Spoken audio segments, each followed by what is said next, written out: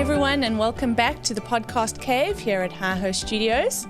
I'm Janet, and I'm joined today by Rich. Hey Rich. Hey. We are going to be talking today about thumbnails and why they are of critical importance for your podcast. Right, Rich, before we dive into all of the lovely technical information you're going to give us, what even is a thumbnail? A thumbnail is the image that accompanies your YouTube video, your podcast, Okay. in this case. So when you're scrolling through your YouTube feed, it's the image that entices you to click and watch the video. Okay. I think it is a hugely underused tool. I think most of the time it's treated as an afterthought. It's film the video and then go home and then like, oh man, we need a thumbnail. Let me do a screenshot from the video or something like that. I think it should be considered right from the beginning, or at the very least during the recording of your podcast, you should have a good idea of what your thumbnail is going to be. How are you going to entice people to watch this video that you've spent all this time making? Like, just because you make it does not mean, if you build it, that does not mean they will come. They're not necessarily going to watch it. No. Okay, so I've got this thumbnail. It's going to represent the content of my video. What do I need it to contain? Well, first, like, it needs to pass the scroll test. So What is that? think about your thumbnail in a grid on YouTube. I'm just going to use YouTube as an example because it's where I watch most of my content. It's got to stand out on the grid amongst hundreds and hundreds of other similar videos. If it's your feed, the other videos on the feed are probably going to be tailored to things you like. So all your thumbnails run the risk of looking all quite similar. So it's quite important to stand out. So it's also important to remember we've talked about it, but the first impression of your video. Okay. So if it's crap, no one's going to watch your video. The other thing that I think is important with thumbnails is you have to have a consistent brand identity with your thumbnails. Okay. So that's the first thing it must contain, some sort of brand. Yes, what's quite assets, nice element. about this, you can kind of create templates.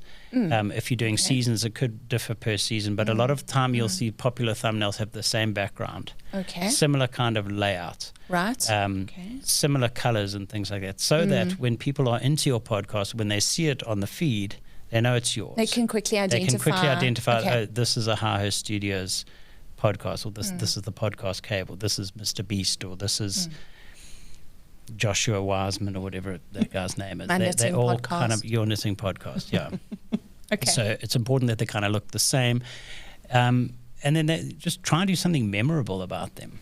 The similar concepts just apply to like social media and all content you put out there, but for some reason thumbnails are an afterthought because it is probably the smallest part of creating your podcast. It seems like an insignificant thing, but I don't think it is. That resonates with me. I think about all of the time that we spend preparing for the recording of an episode.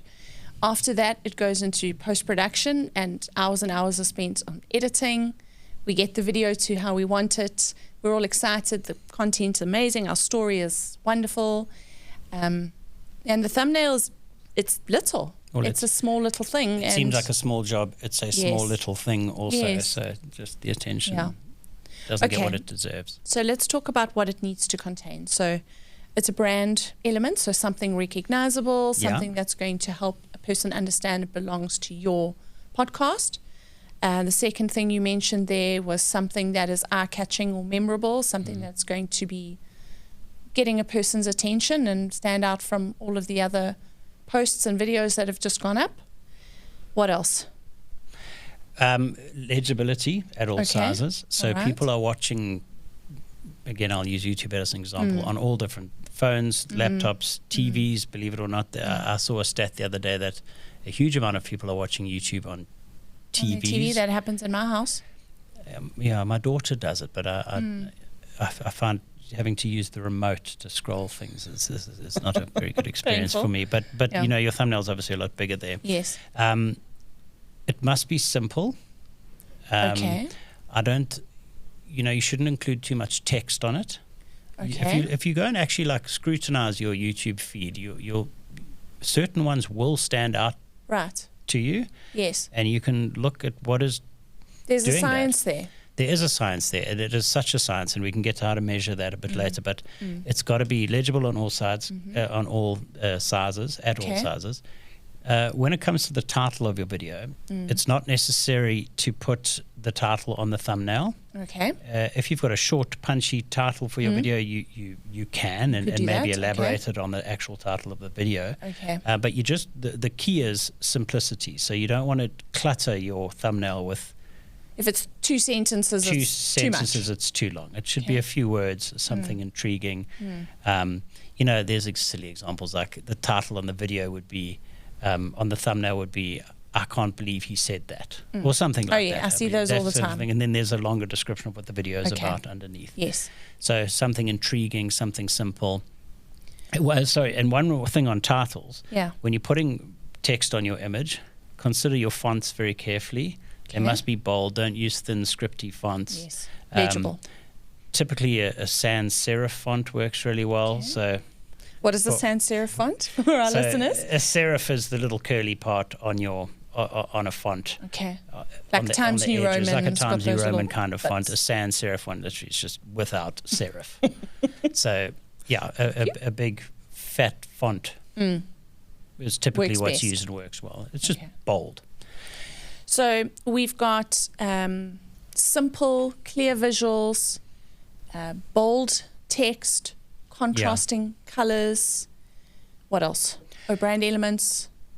Brand elements to keep it consistent looking. And what also works really well is someone's face, a human face. Oh, okay. The most important. The most important part. So, you know, when it comes to, you know, we're specifically a podcast. So when it comes to our thumbnails, you know, what works really well for YouTube videos is sometimes like before and afters, or, you know, you can do something intriguing, an action shot, or someone going down in an airplane, and or a pile of money, or something like that. Those are like a lot like Mr. Beastie type things, or a Tesla on fire, or some of those ones. Yes. Our budget doesn't extend that far. So when you do a podcast, you typically have to include your guest or the host of the podcast or the people in the podcast. A nice simple title works really well, some bold colors, and a contrasty background. And all of this packaged within whatever makes sense for your brand. Yeah. Right? That's right. You know, I think some of the examples you gave make perfect sense for those channels, but they wouldn't necessarily be what you recommend for a corporate. But they can still choose colors that are vibrant, use typefaces that work in their brand Bible, but also are going to allow people to read the thumbnail at small sizes. So all of those things can work even within the structure of an existing look and feel. Exactly. And you can use illustrative elements and stuff like that to make it stand out. And emojis. In your title, maybe. I would test it. Yeah. How do I do that? Let's talk about that. Okay, well, so when it comes to thumbnails, and this is where you can actually get an idea of how well they work, is you need to be looking at your click-through rate. Okay. So your click-through rate is when your video is shown to people, how many people click on that to watch it. So let's just say your video appears on 100 people's screens and one person clicks on it. What's your click-through rate? 1%. 1%. If 4,317... I don't know. No. So 1%, is that what I can expect? Well, I would say the average is between about 2 and 10%. Sure. Okay. 2 being pretty average. Okay. Shooting for 5 or 6% is pretty good. All right. And then in the tens and the double figures, you're doing pretty well. Yeah. Okay. All right. It's a metric that just comes with your YouTube, Spotify analytics, but you'll see that by manipulating your titles and your thumbnails will have an effect. On that. Yes. In fact, with YouTube, what do they call it? It's A/B testing. It's called test and compare with YouTube. So when you upload a YouTube video, you can upload other thumbnails, multiple thumbnails, and test which one works better. All right. So YouTube will serve both of those thumbnails into the feeds of your followers and other interested people, and it will then start delivering the one that does best organically. Yeah, there's other A/B testing softwares as well, but YouTube does already have that kind of built in, which is pretty cool. Phenomenal. And then it has a surprising effect. Yeah. People don't use it because they don't pay enough attention to the thumbnail. Afterthought. Afterthought thumbnail. Yes. Okay. Yeah. All right. But what you can do, like, don't get hung up on that 10%. Use your own channel as a benchmark. So, like, if your average click-through rate is 4%, tweak your thumbnails, tweak whatever you need to try and get it up to 5 or 6. So, like, don't like look at Mr. Beast or something and go like, oh, damn, I need to get in the 13s. Yeah. Right. I don't know what he gets. Probably much higher than that. But and I know he's a YouTube video, but still, use your own channel to determine what is reasonable for you. Okay. What tools can we use to make our thumbnails? Yeah, so there's a pretty cool website, Test My Thumbnails or something like that. Testmythumbnails.com. Okay. Test thumbnails. Okay, so if you go to this this website, Test Thumbnails. Okay, yeah, run test. And it should have a little screen where you can upload the thumbnail. Okay. Okay.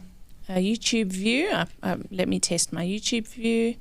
Let me add my thumbnail. Just one, hey? Just test one thumbnail. Okay, open. And what it's going to do here is put your thumbnail into a mock YouTube feed. Those aren't real videos, but they represent sort of, it's got that same guy's face in every single one. And you can kind of see, how does your video stand out? There's a few tools on the side to change the size and all of that. Okay. What I find particularly handy, if you click the shuffle button or the button just below the shuffle button, which is like completely randomize, your video, your thumbnail is now somewhere in this long feed. All right. So if you scroll through it, will it pop out? Will it stand out? Stand out. Oh, how far down? Well, we don't know. Maybe we've passed. Oh, there it is. Okay. So you be the judge as to whether that works really well or not. If you pay for this tool, you can do other stuff with this and actually edit them in this program. But have a look. And what I find, it might sound a bit weird, but if you look at it and you kind of like squint your eyes, like blur your vision and scroll through it, you will see which ones are standing out. So that's a pretty cool tool. It looks like there's some A/B testing within here. Yeah. A thumbnail rater, analyzer ranker using AI. Okay, interesting. It is cool. Yeah, I'll see if there's a free one, and maybe we'll put the link to it in the comments or something like that. But it's a good tool. But if you don't want to go down that route, just look at your YouTube feed and determine for yourself what stands out and what doesn't. Yeah.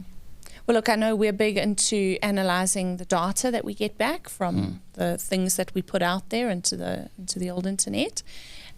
So, being able to measure the efforts made here, I think is important. And if you've got all the tools, why not use them? Yeah. Just one last point on click-through rate is it's quite important not to look at, as marketers, we say, don't look at any